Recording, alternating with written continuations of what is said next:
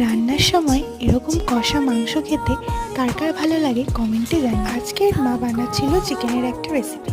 প্রথমেই কড়াইতে সর্ষের তেল দিয়ে তার মধ্যে পেঁয়াজ কুচিটাকে ভালো করে ভাজা ভাজা করে নিতে হবে। এরপর মাংস দিয়ে ভালো করে ভেজে নিতে হবে। তারপর আদা রসুন কাঁচা পাকা লঙ্কার পেস্ট দিয়ে ভালো করে কষিয়ে নিয়ে তার মধ্যে লঙ্কার গুঁড়ো, হলুদ গুঁড়ো আর লবণ দিয়ে আবারও খানিকক্ষণ কষিয়ে নিতে হবে। কষানোর পর টমেটো কুচি দিয়ে দিতে হবে।